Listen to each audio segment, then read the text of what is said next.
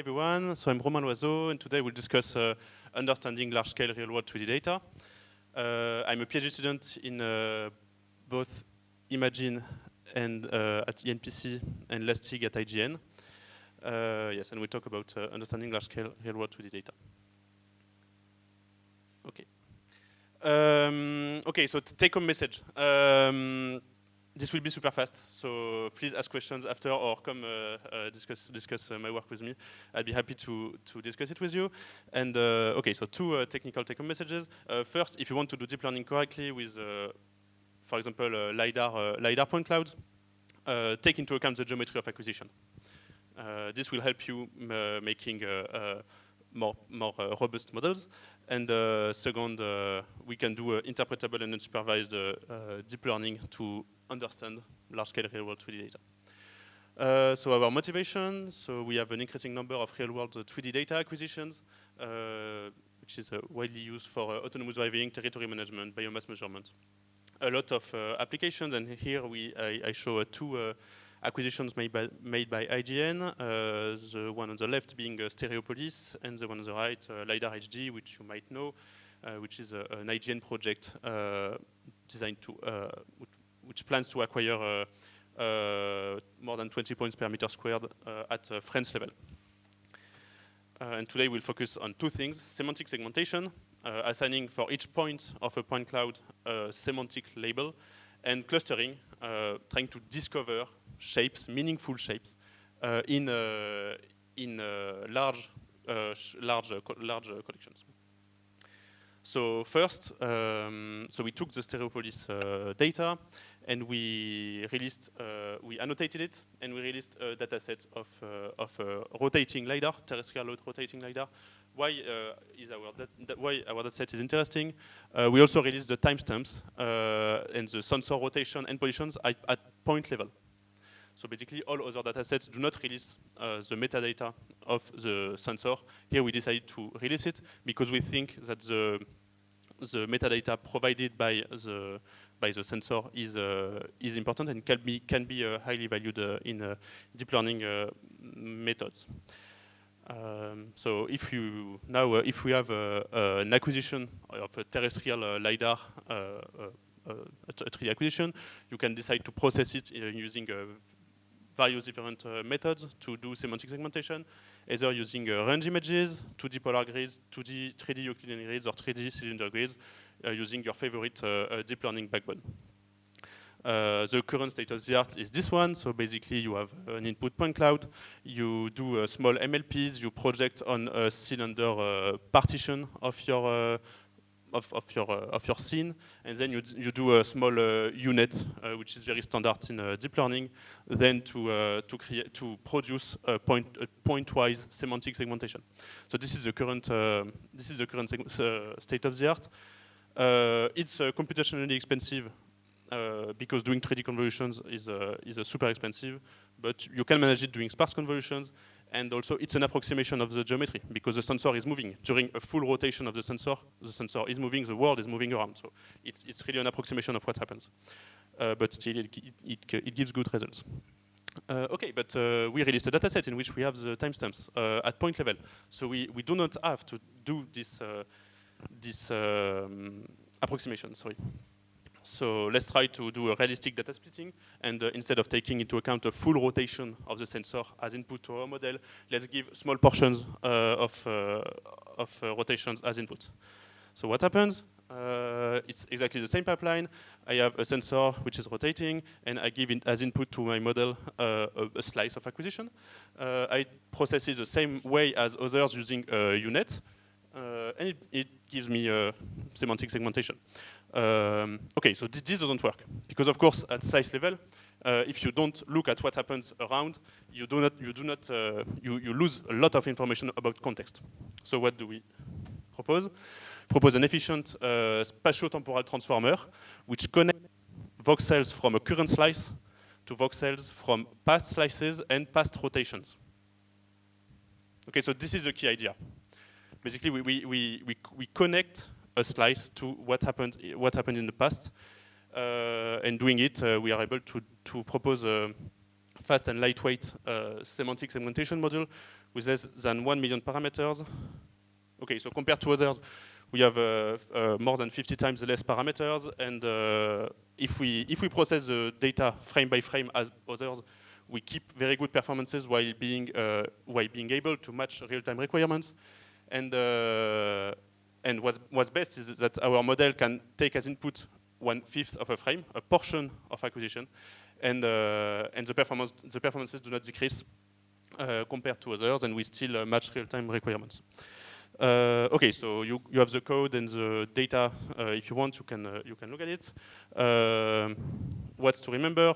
HelixNet, a dataset annotated with fine-grained sensor information, and a model which is compact and efficient, with state-of-the-art performances, with a reduction of over five times in terms of latency and 15 model size.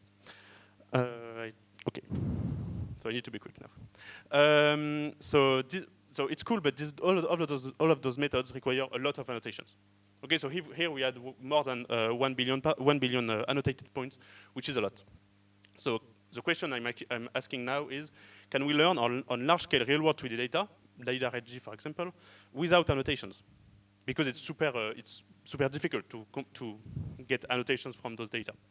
And then can we have an interpretable decomposition of what's learned? Can we easily visualize and understand what's learned? So here the goal is to take as input LiDAR acquisition, an IRL LiDAR acquisition for example, and to produce some kind of interpretable prototypes for which we could which will then help us understand data. So let's start with easy datasets, because LiDAR HG is super complicated and difficult to process. So here I show what we want to do. Basically, we have a large collection of 3D shapes, which is not aligned with various 3D shapes. What we want is a method that will do clusters and produce interpretable centroids. Okay. So what do we do? So we will work in a k-means paradigm. And what we want is to be able to align all of our prototypes to an input data. So basically, we learn some prototypes, which we parameterize to be deformable in a way, and we learn to align those prototypes to an input target. So given inputs, we produce an alignment, just a rotation and translation, okay, and deformable parameters to choose prototypes. Basically, and so we choose our prototype and we align each prototypes regarding to the input to produce, and we train this in a reconstruction. Okay, so this is basically a k-means for which you allow each prototype to be deformed regarding to an input.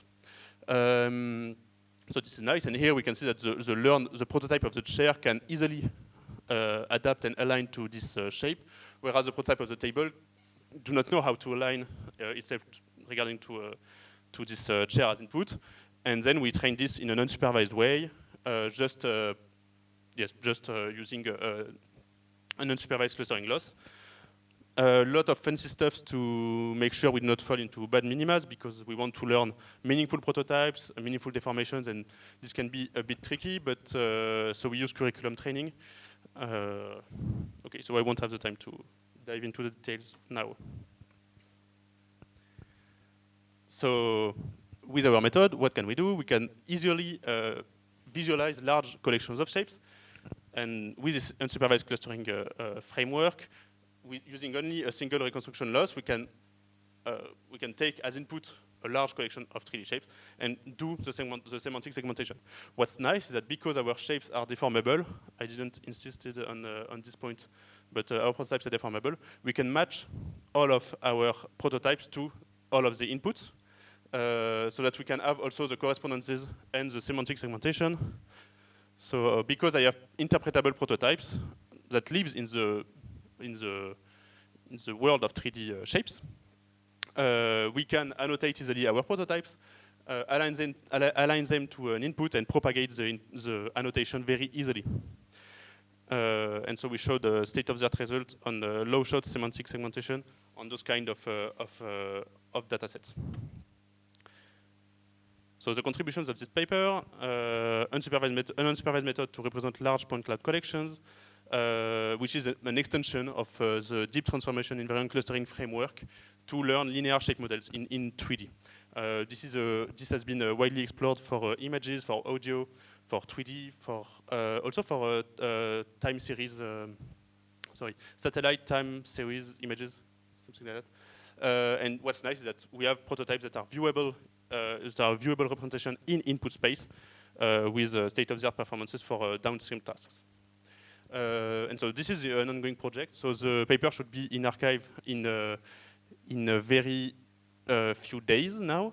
But basically, what we do is that we take as input a scene, a LiDAR HD scene, and we discover in this scene a set of interpretable prototypes, which we can which we can annotate, to then reproject the annotation at prototype level, because we have a very very small representation of the input, which we can annotate and then reproject on all the input data to get instances, semantic segmentation for free. So this paper will be in archive in a very few days, and we show good results at discovering, for example, wind turbines. We did the semantic segmentation and the instance segmentation in forests or in power plants, for example, using LiDAR HD data. Thanks a lot.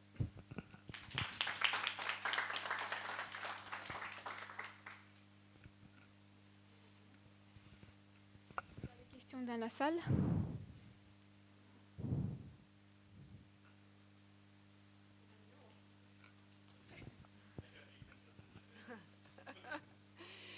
So for the LiDAR HD data, explain to me the prototypes, how, so you say the prototypes come from the data, they are not, there's no supervision. So where do they come from in the first place? Okay, so here what we do. So for LiDAR HD data, I will share you the paper without any problems. But basically, you understood that it was an extension of my previous work. Basically, it's exactly the same setup. So we want to learn prototypes in an unsupervised way. But because it's a scene, we need to place multiple prototypes in the same scene. And this is the difficult part. But at first, when we launched the method, we initialize the prototypes as just randomly sampled cubes, and we expect our model to learn something meaningful, which is super difficult. But because we constrained the model to learn something, we are able to discover prototypes that looks like wind turbines, like we have like trees, like greenhouses, for example. And we expect our model to learn prototypes in exactly the same way as we did before. The difficulties being we have to place multiple prototypes in the same scene and make it differentiable, because this is a neural network. Yes. Okay. So this is the difficulty. So we didn't do a multi-scale approach. We could have done that. Well, with LiDAR HD, you have 20 points per meter squared, so you can roughly see cars, but not smaller objects. So here we focus on trees, wind turbines, houses, or some kind of big prototypes. We do not focus at small. Well, and plus our target is not to do an accurate reconstruction. We train our model for reconstruction because because we want it to be unsupervised, but it's supervised through reconstruction. But we don't expect our prototypes to be precise. We learn something like 6 prototypes for a whole scene, and we expect that really tiny deformations, like rotations and a bit of scaling, can approximate our scene. So we don't expect to have very accurate details for our model.